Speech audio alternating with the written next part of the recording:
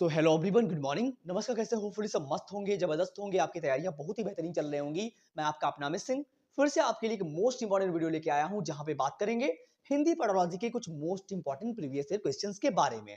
आप सभी को पता है कि अगर आप सीटेट देने जा रहे हो तो आपको पता ही होगा कि सीटेट में हिंदी जो है वो 30 मार्क्स में आती है। यानी जो भी सब्जेक्ट, पांचों सब्जेक्ट जो है वो 30-30 मार्क्स में आते हैं, आपको पता है। जिसमें से हिंदी में 15 नंबर में पेडोलॉजिकल क्वेश्चंस होते हैं और 15 नंबर में गद्यांश और पद्यांश होता है। तो वो जो पेडोलॉजी के क्वेश्चंस है उन्हीं के बारे में आज मैं बात करूंगा। ओवरऑल कुछ 8 क्वेश्चन डिस्कस करेंगे।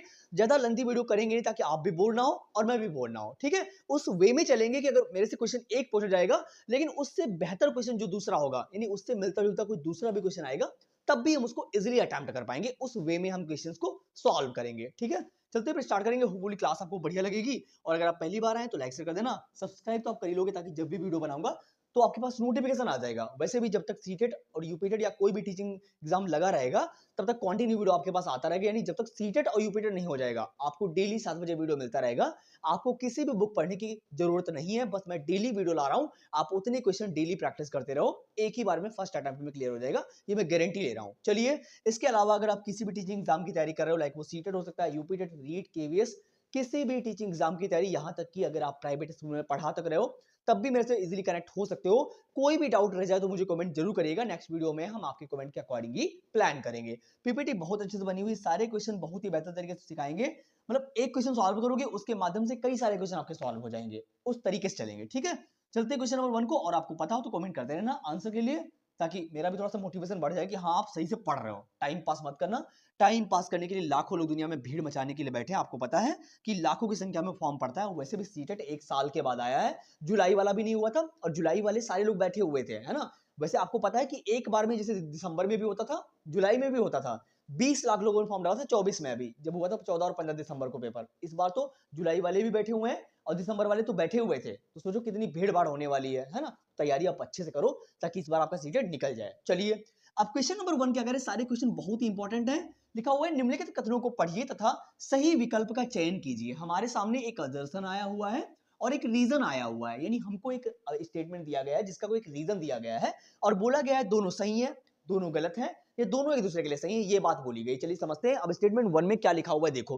अब अभिकथन में लिखा हुआ है कि भाषा अध्यापक द्वारा व्यक्तिपरक अधिगम की योजना तैयार की जानी चाहिए। ठीक बात है। यानी जो लैंग्वेज का टीचर है, मतलब हिंदी का टीचर है, इंग्लिश का टीचर है, उनके अकॉर्डिंग कह रहे व्यक्तिपरक अधिगम, मतलब जो बच्चे की नीड है उसके अकॉर्डिंग उनको योजना तैयार करनी चाहिए। मतलब उनको जो है अपनी टीचिंग प्लान्स बनाने चाहिए कि हमको इस तरीके से उनको पढ़ाना है, उनकी नीड के अकॉर्डिंग। भाई यही टीचिंग असली में, यही टीचिंग है कि आप बच्चे के अकॉर्डिंग चल रहे हो, कि बच्चा कितना पानी में कितना सीख चुका है, और उनके अकॉर्डिंग वहां अपनी योजना बनानी चाहिए। बहुत ही बेहतर जो स्टेटमेंट दिया गया है, एकदम ट्रू बात है। चलिए आगे चलते हैं। सत्य बात बोली गई स्टेटमेंट में, तो ये बात बोली गई। रीजन में क्या लिखा? रीजन में लिखा हुआ है कि नई भाषाओं के अधिगम से शिक्षार्थियों में विविधता होती है। मतलब बच्चे को अगर एक लैंग्वेज आ रही है, अगर वो दूसरी लैंग्वेज सीख रहा है, तो उसमें डाइवर्सिटी आती है। मतलब अगर बच्चा एक से ज्यादा लैंग्वेज सीखता है और एक से ज्यादा लैंग्वेज को जानता है, तो उसके अंदर डाइवर्सिटी होती है, विविधताएं पाई जाती है, और तरह तरह की चीजें पाई जाती है। वो डिफरेंट टाइप से सीखता है ना। चलिए, अब ये बात तो सही है, अब ये भी ठीक बात बोली गई। अब एक चीज आपने नोटिस करी होगी कि यहाँ पे योजना की बात की जा रही है, कि व्यक्तिपरक यानी बच्चे के अकॉर्डिंग योजना बनाई जाए, लेकिन यहाँ पे नई भाषाओं की बात की गई है। स्टेटमेंट दोनों सही है, बट ये इसकी करेक्ट एक्सप्लेनेशन नहीं कर रहा है ना। स्टेटमेंट दोनों सही है, तो क्या लिखेंगे? ए सही है परंतु आर गलत है? नहीं, ए और आर दोनों सही है, परंतु आर ए की सही व्याख्या नहीं है। B option is the right answer over है। और होपफुली आपको ये बात समझ में आ गई होगी, क्योंकि हमें मालूम है कि ए और आर दोनों सही है, परंतु आर जो है वो ए की व्याख्या नहीं कर रहा है, पर सही ए भी है ना। चलते हैं। होपफुली स्क्रीनशॉट मारते रहना, ताकि आपकी एक रिवाइज टाइम पे जब आप रिवाइज भी कर सको अच्छे तरीके से ना। हो सके तो नोट्स बनाते रहना, अगर नहीं बना रहे हो तो कम से कम आप जो है स्क्रीनशॉट तो मारते रहो। अब स्क्रीनशॉट कितने भी मारोगे यार, है ना।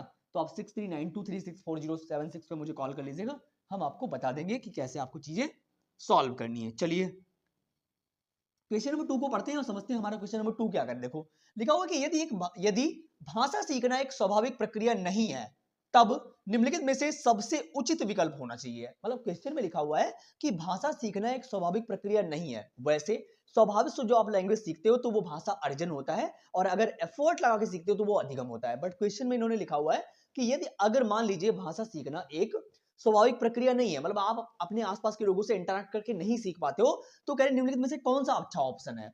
भाषा प्रयास से सीखी जा सकती है, भाषा एक प्रणाली है, भाषा अपने आप में अद्वितीय है, भाषा के जैसा कोई दूसरा कोई है ही नहीं, भाषा में सदैव बदलाव होता रहता है। देखो यहाँ पे बोला गया था कि एक स्वाभाविक प्रक्रिया नहीं है तो आप कैसे सीखोगे? भाई अगर आप किसी भी चीज को अपने स्वभाव के थ्रू नहीं सीख पा रहे हो तो आप एफर्ट लगा के तो सीख सकते हो ना। यानी क्या करना, ऑप्शन नंबर 1 में लिखा हुआ है कि आप जो है प्रयास करके चीजें सीख सकते हो, यानी option number 1 is the right answer, जहां पे बोला गया है कि आप एफर्ट लगा के सीख सकते हो अगर स्वाभाविक नहीं है। बट वैसे तो देखा जाए भाषा स्वाभाविक भी हो सकती है, क्योंकि हम अपने आसपास के लोगों से भी सीख जाते हैं। क्योंकि बच्चा यहाँ इंडिया का है, अमेरिका में छोड़ दो, बिना पढ़े लिखे वो अंग्रेजी बोलेगा, इसका मतलब क्या है, जो इन्वायरमेंट है वो हम पे प्रभाव डालता है और हम अपने आसपास के लोगों से सीखते भी हैं। बट जैसे ही क्वेश्चन कहेगा हम वैसे तो काम करेंगे कि अगर स्वाभाविक प्रक्रिया नहीं है तो हम एफर्ट करके प्रयास करके सीख जाएंगे, है ना। तो option number A is the right answer over here. चलिए आगे चलते हैं, समझते हैं हमारा क्वेश्चन नंबर नेक्स्ट क्या कह रहा है, देखते हैं क्वेश्चन नंबर 3 में क्या बात बोली गई है। अब ये इतने अच्छे मतलब इतने वो क्या बोल सकते हैं इनके बारे में, प्रीवियस में इतनी बार ये रिपीट हुए हैं, मैं आपको बता नहीं सकता, है ना।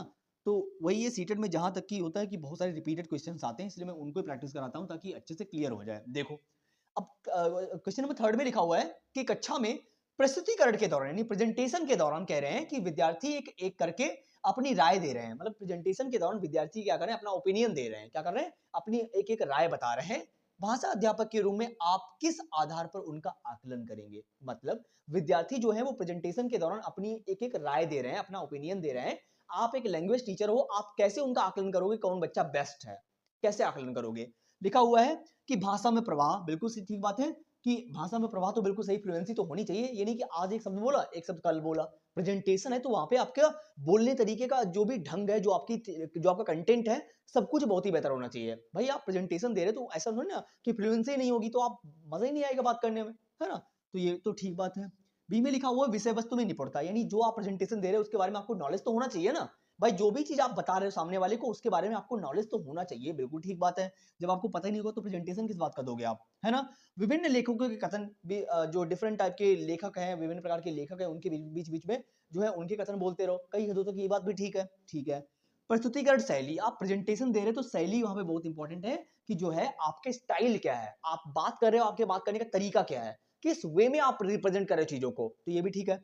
बट यहाँ पे चारों ऑप्शन तो दिए गए नहीं है, तो सबसे ज्यादा जो इंपॉर्टेंट है देखो फ्लुएंसी तो होनी चाहिए, अगर देखा जाए तो फ्लुएंसी तो होनी चाहिए और निपुणता तो होनी चाहिए और प्रस्तुतिकरण शैली आपकी बात करने का स्टाइल तो होना चाहिए। अगर ये चीज उसमें नहीं शामिल करोगे तब भी आपका स्टेटमेंट जो आपका प्रेजेंटेशन है वो भी बहुत अच्छा होगा, है ना। तो हमारे पास फर्स्ट सेकंड एंड फोर्थ सही होगा, first second and fourth is the right answer over here, ठीक है। अगर ये होता ऑप्शन तो इसके साथ भी जाती, कोई गड़बड़ी नहीं थी, बट ये था नहीं, इस वजह से इसको आप हटा सकते हो, बाकी तीनों बेस्ट हैं।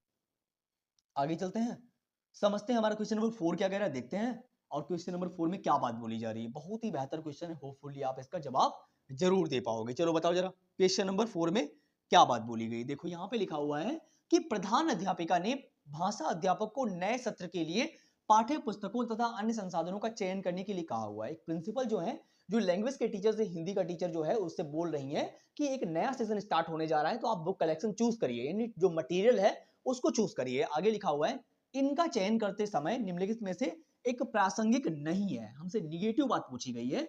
मतलब आप नए सत्र के लिए चीजें जो है देख रहे हैं कि ये चीजें अगले सत्र होनी चाहिए, ये मटेरियल अगले सत्र होना चाहिए, बट उसके लिए निगेटिव पॉइंट कौन सा है। देखो फर्स्ट पॉइंट में बोला गया कि पुस्तकों और संसाधनों की अनुकूलता, बिल्कुल ठीक बात है कि अनुकूल यानी बच्चों के अकॉर्डिंग मटेरियल हो। भाई अनुकूल नहीं होगा, पुस्तकों और जो पुस्तकें हैं जैसे उनके स्टैंडर्ड के अकॉर्डिंग, जैसे आप जिस क्लास में हो आपके अकॉर्डिंग चीजें है ही नहीं, आप क्लास 10th में हो, नर्सरी की किताब हो या बीएससी की किताब वहां पे हो, चलेगा नहीं, तो आपके अकॉर्डिंग चीजें होनी चाहिए ताकि आप जो है उनमें अनुकूलित हो सको, उनको अडेप्टेशन उनमें कर सको। मतलब समझ रहे मेरी बात को, मतलब चीजें जो है वो चाइल्ड सेंटर्ड होनी चाहिए, बच्चे के अकॉर्डिंग होनी चाहिए, ठीक बात है। आगे लिखा हुआ है जो गलत, हमसे गलत पॉइंट पूछा गया है। आगे लिखा है कि बच्चों की अधिगम आवश्यकताएं और उन्हें आने वाली भाषाएं, मतलब ठीक बात है कि बच्चों की अधिगम आवश्यकताएं मतलब उनकी नीड के अकॉर्डिंग आप काम कर रहे हो, है ना। अधिगम का मतलब जब आप कुछ रूल और रेगुलेशंस के थ्रू सीखते हो, कुछ सीख मतलब जब आप नियम और कानून के थ्रू सीखते हो तो वो अधिगम होता है, और जब अपने स्वभाव के थ्रू आप सीख जाते हो तो वो भाषा अर्जन होता है, ठीक है। तो बच्चों के अकॉर्डिंग काम कर रहे हो, बिल्कुल सही बात है। और लिखा हुआ विद्यार्थियों का स्तर, ठीक बात है, विद्यार्थियों को लेवल के देख के काम कर रहे हो, यानी विद्यार्थियों का स्तर जो है उनको देख के हम काम कर रहे हैं कि उनके लिए क्या सही है क्या गलत है, ये भी ठीक है। फोर्थ में लिखा हुआ है सामग्री की अवधारणात्मक जटिलता और गहनता, यानी सामग्री ऐसी होनी चाहिए बहुत ही कठिन हो, बहुत ही जटिल हो, बहुत ही कॉम्प्लेक्स हो। ऐसा हो सकता है जो आप सरल चीजें चुनते हो यार, जटिल क्यों चुनोगे आप, है ना, ताकि बच्चा समझ तो सके यार। यही गलत बात है, और जो गलत है वही सही है, क्योंकि पूछा ही हमसे गलत गया है। तो fourth option is the right answer over here. आगे चलते हैं, समझते हैं हमसे क्वेश्चन नंबर नेक्स्ट में क्या बात बोली गई है। क्वेश्चन नंबर 5th में देखते हैं क्या लिखा हुआ है। बहुत ही बेहतर क्वेश्चन है, चलो बताओ मुझे। सेशन अच्छा लग रहा हो तो प्लीज लाइक शेयर कर देना, सब्सक्राइब तो आप कर ही लोगे, क्योंकि अगर आपको तैयारी करनी है अच्छी वे में तो आप जुड़ जरूर जाओगे। चलो, अब क्वेश्चन नंबर 5 कह रहा है कि छठी कक्षा के कुछ विद्यार्थी सीखने की अक्षमता से पीड़ित हैं, यानी क्लास 6 के कुछ स्टूडेंट्स हैं जिनके अंदर कोई लर्निंग डिसेबिलिटी है, जैसे कैलकुलिया हो सकता है, डिस्प्रैक्सिया हो सकता है, डिसलेक्सिया हो सकता है। ये सब क्या है, ये लर्निंग अक्षमताएं होती हैं, अधिगम अक्षमताएं होती हैं, ठीक है। आगे लिखा हुआ है, उस कक्षा के शिक्षक होने के नाते आप कक्षा को कैसे समावेशी बनाएंगे। मतलब एक क्लासरूम है जहां पे क्लास 6 के बच्चे बैठे हुए हैं, उनमें कुछ ऐसे बच्चे भी बैठे हुए हैं जिनके अंदर कोई लर्निंग डिसेबिलिटी है ना। तो आप एज अ टीचर, उस क्लास के आप टीचर हो, तो आप क्लास को कैसे समावेशी बनाओगे। समावेशी दैट मीन जहां पे सारे बच्चों को एक साथ लेके चलोगे, है ना। आपको बिल्कुल भी विभेद नहीं करना है कि बच्चा तुम अच्छे नहीं हो, तुम अच्छे हो, तुम्हारे अंदर कोई क्या नाम अक्षमता है, तुम्हारे अंदर क्षमता नहीं है, ऐसा आप बिल्कुल नहीं कर सकते। बच्चों को बांट तो सकते ही नहीं, है ना। अगर उनके अंदर कोई प्रॉब्लम है तो उनके अकॉर्डिंग चीजें पेश करो, ताकि वो भी बच्चा साथ में चल सके। समावेशी बनाना, समावेशी का मतलब क्या होता है, सभी को साथ साथ लेके चलना और एक जैसे माहौल प्रदान करना, सभी को एक जैसा माहौल के, मतलब सभी बच्चों को एक ही जैसे डंडे से नहीं हाँकना है, सभी के अकॉर्डिंग जो है अपने टीचिंग लर्निंग मटेरियल प्रोवाइड कराने हैं और डिफरेंट टाइप्स जो है उनको इंस्ट्रक्शंस देने, ताकि बच्चा आपकी बात को समझ सके और हर बच्चा समझ सके, है ना। चलो देखते हैं कौन कौन सा सही है, समावेशी कैसे बनाएंगे। ऑप्शन नंबर 1 में लिखा हुआ है कि उनका एक विशेष समूह बना के, यही तो गलत बात है। आपको ग्रुपिज्म ही तो नहीं करना, ये तो गलत बात है। आपको सभी को साथ लेके चलना है ना। कोलैबोरेटिव डिस्कशन, आपस में क्या नाम सहयोगात्मक अधिगम कराना है। ये नहीं कि बांट दिया ग्रुपों में कि तुम यार बेकार के हो, तुम एक साइड बैठो, तुम अच्छे हो तो एक साइड बैठो, है ना। ये ग्रुपिज्म आपको नहीं फैलाना, सेपरेशन तो आपको करना ही नहीं है। बी में लिखा हुआ है कि विषय वस्तु को सामग्री की सहायता से प्रस्तुत करें। ठीक बात है, आप विषय वस्तु जो है उसको सामग्री के अकॉर्डिंग जो है पेश कर सकते हो, उन्हें कक्षा के अन्य सभी विद्यार्थियों के साथ मिलाकर। ठीक बात, ये तो बहुत ही बेस्ट है कि जो है आप क्या करेंगे, उन सभी को विद्यार्थियों के साथ मिलाकर, यानी आपस में डिस्कशन कराओगे, डिबेट कराओगे, ताकि बच्चा आपस में अपनी बात को शेयर करे, मजा आए उसे, क्रिएटिव बने वो। अच्छी बात है। उन्हें कक्षा की जिम्मेदारियों में शामिल करें। ठीक बात है, जब उन्हें आप एक्टिविटी या कुछ भी करा रहे हो तो उनको मौका तो प्रदान करो कि वो एटलीस्ट अपनी बात को कह तो पाए, ये भी ठीक है। विषय वस्तु को सामग्री, ठीक बात है, जब मतलब एक्टिविटी की बेस जो, भाई अगर आप कुछ भी पढ़ा रहे हो तो उसको एक्टिविटी करके बता रहे हो ताकि बच्चा समझ जाए आपकी बात को, ये भी ठीक है। हमारे पास फर्स्ट ही गलत था, तो कौन सा, बी सी डी सही है।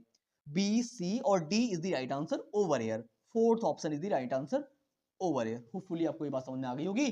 चलते हैं नेक्स्ट पे, समझते हैं हमारा क्वेश्चन नंबर नेक्स्ट क्या कह रहा है। होपफुली आपको ये बात भी समझ गए होंगे आप, बहुत ही बेहतर है यार।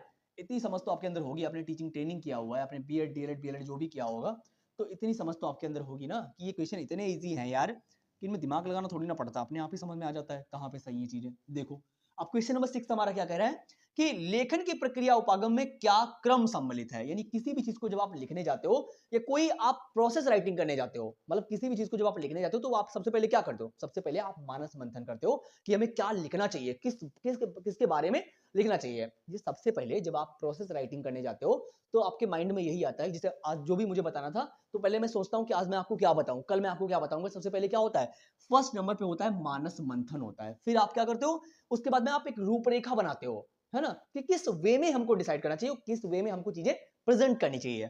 फिर हमारा आता है प्रारूपण। उसके बाद में आप एक बार रिपीट करते हो कि कोई गलती तो नहीं होगी, तो हम एक बार दोहराएंगे, ठीक बात है। फिर उसके बाद में हम संपादन के लिए छोड़ देंगे, प्रिंटर करने के लिए कि जाओ भाई अब बिल्कुल फाइनल हो गए हो आप, है ना। तो क्या है, बी और A D C, B A D C, second option is the right answer over here. चलिए आगे चलते हैं, समझते हैं क्वेश्चन नंबर नेक्स्ट क्या कह रहे हैं। टाइम को यूटिलाइज करो यार मेरे, ये टाइम आपको दोबारा बिल्कुल नहीं मिलने वाला भाई मेरे, ठीक है। चलो क्वेश्चन नंबर 7 को देखते हैं, क्वेश्चन नंबर 7 में क्या बात बोली गई, चलो बताओ। देखो, अब क्वेश्चन नंबर 7 क्या कह रहा है, लिखा हुआ है कि वह प्रश्न जो शिक्षार्थियों को पठन सामग्री को पढ़ने जैसे दिए गए निवेश से आगे जाने के लिए समर्थ बनाते हैं, उन्हें क्या कहते हैं। मतलब जो भी आपको इंफॉर्मेशन, जो भी आपको कंटेंट दिया गया है उसके आगे जाके आप सोच पा रहे हो, मतलब जो भी टॉपिक आपको दिया गया है उसके परे जाके आप सोच पा रहे हो। मतलब जो भी आपको मान लीजिए इतना टॉपिक दिया गया और उसके बाहर भी आप सोच पा रहे हो कि भाई मैं तो ये भी जानता हूं कि आगे क्या होगा, है ना। मतलब टॉपिक से बाहर भी आप जानने की कोशिश करते हो और जानते हो, तो उसे क्या कहेंगे। निष्कर्ष निकालने से संबंधित प्रश्न है ये, या ये संकलन क्या बोला गया, संकलनात्मक प्रश्न है, दूसरे के स्थान पर स्वयं को रखने से जुड़े प्रश्न है, या रचनात्मक लेखन प्रक्रिया प्रश्न है। रचनात्मक तो वो होता है जब आप कुछ नया करते हो, क्रिएटिव करते हो। यहाँ पे कुछ नया नहीं कर रहे हो, जो टॉपिक है उसके आगे सोच पा रहे हो आप, है ना। कोई संकल्पनात्मक प्रश्न तो नहीं है ये कि आप आगे जाके सोचोगे तो वो संकल्पनात्मक हो जाएगा। निष्कर्ष निकालने की यहाँ पे कोई बात हो नहीं रही है, तो यहाँ पे किसकी बात है? दूसरे के स्थान पे स्वयं को रखने से जुड़े जब प्रश्न होते हैं तो वहां पे आप आगे भी जाके सोच पाते हो। मतलब जब आप किसी के स्थान पे अपने आप को रख के देखते हो तो टॉपिक जो होता है उसके आगे भी जाके आप सोच पाते हो। जैसे मान लीजिए आप एक टीचर हो, आपके स्कूल में प्रिंसिपल है जो भी आपको क्या नाम आगे के लिए गाइड करते हैं, तो जब किसी भी चीज को परिप्रेक्ष्य को उनके स्थान पे अपने आप को रख के सोचते हो तो कई चीजें आपको आगे भी सोच पाते हो कि सर जो है वो ऐसे सोचते हैं, इस लेवल का भी वो बोल सकते थे, है ना। तो किसी दूसरे के स्थान पे जब अपने आप को रखते हो तो चीजें हमें जो है और समझ में आती हैं। चलिए आगे समझते हैं। क्वेश्चन नंबर नेक्स्ट क्या कह रहा है हमारा, क्वेश्चन नंबर 8 में, मैं एक लर्नर हूं और आप भी एक लर्नर हो तो कोई दिक्कत होनी नहीं चाहिए। मुझे भी सब कुछ नहीं आता है यार मेरे, है ना, और इंसान सीखता रहता है। मैं भी सीख रहा हूं और आप भी सीख रहे हो। चलिए ये सीखने सिखाने की प्रक्रिया चलती रहेगी। क्वेश्चन नंबर 8 लास्ट क्वेश्चन है, इसका जवाब तो आप दे ही दीजिए ताकि मुझे भी थोड़ा सा अच्छा लगेगा। चलिए कमेंट में नाम तो अपना बता देना या भाई मेरे। चलो क्वेश्चन नंबर 8 कह रहा है कि एक पाठक अपने पूर्व ज्ञान का उपयोग करके अर्थगत और वाक्यात्मक संकेत बनाती है। मतलब एक पाठक अपने पूर्व, एक पाठक जो पाठ को पढ़ रहा है वो अपनी पुरानी इंफॉर्मेशन का उपयोग कर करके क्या कर रहे हैं, अर्थगत यानी मीनिंग को जानने की कोशिश कर रहे हैं। भाई एक पाठक जो है, एक लर्नर जो है, वो क्या कर रहे हैं, किसी चीज को पढ़ रहे हैं, अपनी पुरानी इंफॉर्मेशन के अकॉर्डिंग जो है वो क्या कर रहे हैं, उसकी मीनिंग को समझ पा रहे हैं और वाक्यात्मक संकेत बना पा रही हैं जो भी हैं, ठीक है। मतलब एक टीचर मान लीजिए, कोई एक बच्चा है, कोई एक लर्नर है, उसको कोई एक पैराग्राफ दिया गया तो वो उनके पास जो पुरानी इंफॉर्मेशन थी उसके अकॉर्डिंग वो क्या कर रहे हैं, इस पैराग्राफ का वो सार समझ गए पूरा, है ना। जैसे उन्होंने नजर डाली वो सारांश समझ गए, उसका मीनिंग समझ गए, है ना। और फिर अन्य विशिष्ट जानकारी पर जाती हैं, यहां कौन सा मॉडल अपनाया जा रहा है बताना। देखो दो मॉडल, टॉप डाउन अप्रोच और बॉटम अप्रोच, बहुत ही इंपॉर्टेंट है, आते ही आते हैं। टॉप डाउन का मतलब होता है कि जब आप बड़ी चीजों से छोटी चीजों पे जाते हो तो ये क्या है, टॉप डाउन। बॉटम अप्रोच का मतलब होता है कि जब आप छोटी चीजों से बड़ी चीजों पे जाने लगते हो तो ये क्या होता है, ये होता है हमारा क्या, छोटी से बड़ी चीज पे जाओगे तो बॉटम अप है। लेकिन जब आप बड़ी चीज सीखते हो पहले, फिर धीरे धीरे छोटी चीजों पर आते हो तो वो है टॉप डाउन अप्रोच। तो आपको ये बात समझ में आई। तो मैंने क्या बोला, यहाँ पे क्या हो रहा है, कोई आपको चीज दी गई, कोई कंटेंट दिया गया, वहां पे पहले आप उसका मीनिंग समझ गए, उसका संकेत समझ गए, कि आप उसका सारांश समझ गए पूरा। मतलब पहले आपने अंदाजा लगा लिया कि यहाँ पे ये बात बोली गई, फिर धीरे धीरे करके बारे में उसके बारे में छोटी छोटी चीजें जो भी बोली गई उनको सबको समझ गए, यानी बड़े से आप नीचे पे आ रहे हो, टॉप से डाउन पे आ रहे हो, है ना। तो ये क्या है, ये टॉप डाउन अप्रोच है।